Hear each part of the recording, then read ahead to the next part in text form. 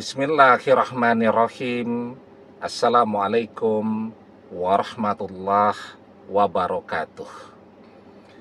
Bapak-bapak, ibu-ibu, mas-mas, mbak-mbak, khususnya adik-adikku sekalian yang dirahmati Allah dimanapun Anda berada. Kembali di IIP Channel bersama saya Iip Wijayanto. Kali ini kita akan membahas tema 3 ciri-ciri mantan yang kebal amalan. Ya.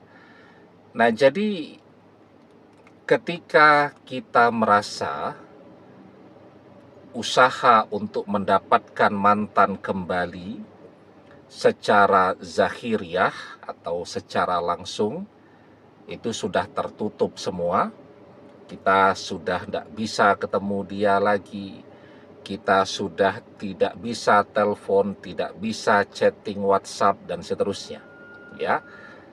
Maka kita kemudian mengusahakan secara batiniah. Nah, dan yang banyak orang lakukan adalah dengan mengerjakan amalan, ya. Nah, tetapi setelah mungkin berbulan-bulan, bahkan tahunan ya, kita mengerjakan amalan atau kita minta dibantu oleh orang yang lebih mumpuni ilmunya ya untuk mengerjakan amalan tadi atau menggarap mantan dengan amalan-amalan. Nah, tapi tidak ada perubahan yang kita rasakan atau yang kita lihat. Bisa jadi mantan ini memang termasuk tipe orang yang kebal amalan. Orang yang kebal amalan itu dia juga kebal tuh ya dengan segala macam energi. Ya, termasuk energi yang dihasilkan dari ilmu-ilmu seperti misalnya ilmu pelet atau menggunakan black magic dan seterusnya, itu juga dia kebal tuh. Jadi dia dengan amalan ya dia kebal, dengan yang ilmu-ilmu pelet dia kebal. Nah, jadi ciri-cirinya ada 3.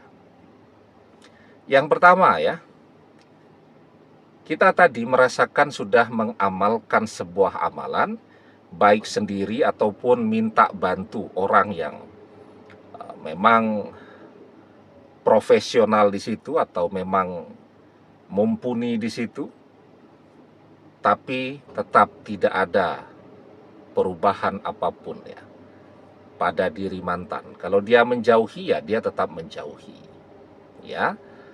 Kalau dia tidak mau ketemu ya dia tetap tidak mau ketemu. Kalau dia keras kepada kita ya dia tetap mempertahankan sikapnya itu.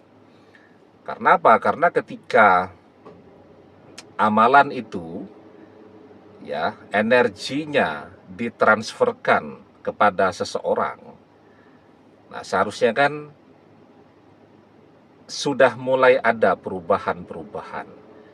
Dari tidak mau ketemu, mulai mau ketemu.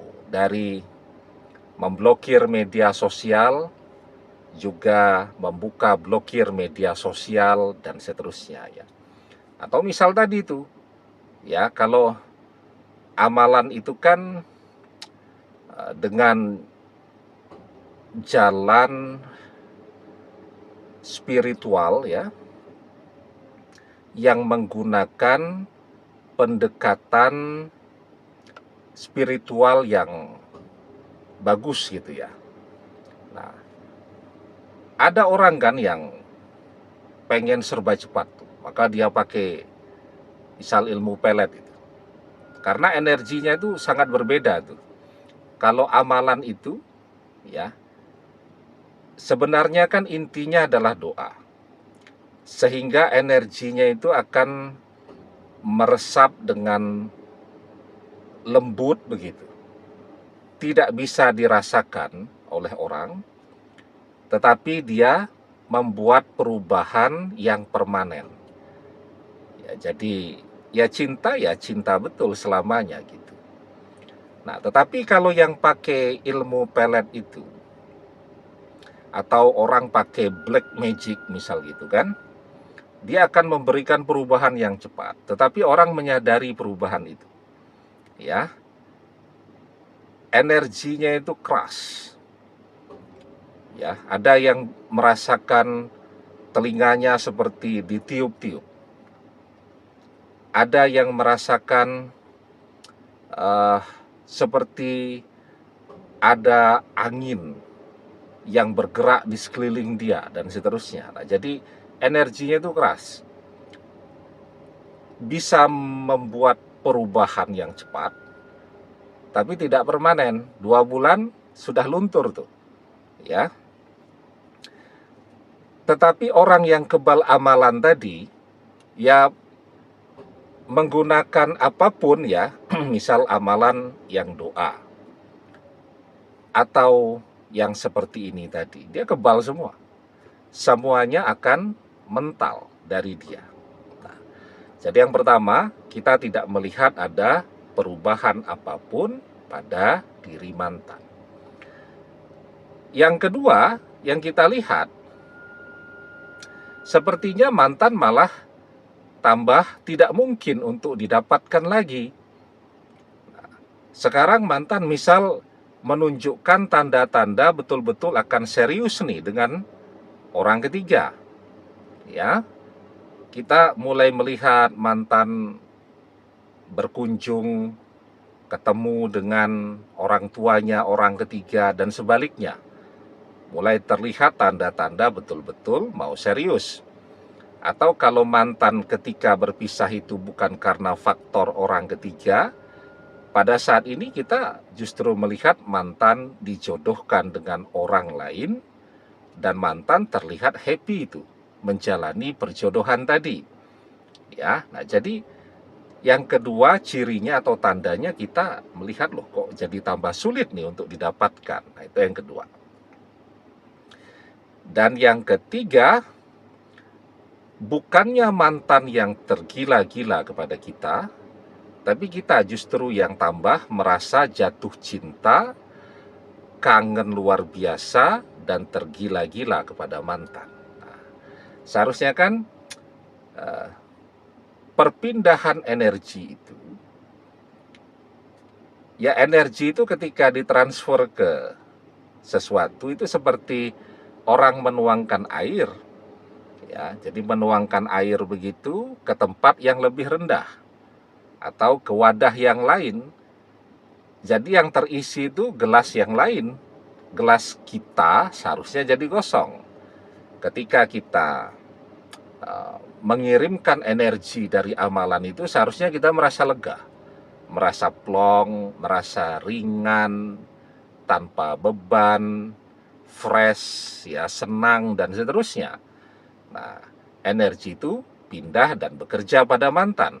Tapi justru sebaliknya yang kita rasakan sekarang, kita yang merasa berat begitu kan, kepikiran mantan terus, kangen dan seterusnya. Nah, jadi ini 3 hal ya yang bisa kita lihat tanda-tanda atau kita rasakan jika mantan itu kebal ya terhadap apapun lah usaha secara batiniah yang kita lakukan. Nah, pertanyaannya kenapa dia bisa kebal seperti itu? Banyak faktor. Tapi biasanya yang paling mudah dilihat karena mantan dekat dengan orang tuanya. Ya, misal dia satu rumah dengan orang tuanya. Orang tuanya memberikan perlindungan tidak cuma rumah, ya, nafkah, tetapi juga perlindungan doa. Jadi doa orang tua itu mau yang baik, mau yang buruk, semuanya untuk anaknya itu akan terjadi. Maka orang tua itu harus hati-hati betul tuh. Ya, mau mengatakan apapun dan apapun kualitas orang tuanya. Mau orang tuanya ini orang yang baik, mau orang tuanya ini orangnya ketus, egois, dan seterusnya, dia berdoa apapun untuk anaknya akan terjadi, termasuk ketika dia misal berdoa agar mantan ini tidak pernah balik dengan kita. Atau ya, dia berdoa untuk memagari anaknya ini ya dari tadi ya segala macam energi yang sangat mungkin datang kepada dia. Nah, apalagi kalau mantan masih tadi menetap bersama orang tuanya. Kan kita biasa ya, kalau setiap rumah kita juga kita pagari itu dengan doa. Tambah tidak bisa saja tuh energi mendekat kepada mantan. Kalau mantan keluar rumah ya, dia selalu salaman dengan orang tuanya, cium tangan. Nah, di situ orang tuanya mentransfer energi doanya untuk melindungi anaknya tadi kemanapun dia berada. Nah, maka itu kekuatan yang membuat mantan menjadi kebal. Ya, mesti pertanyaannya lah, tapi mantan kita orang tuanya sudah berpulang semua. Oh iya, tetapi bahwa misal orang tuanya itu dulu orang yang saleh,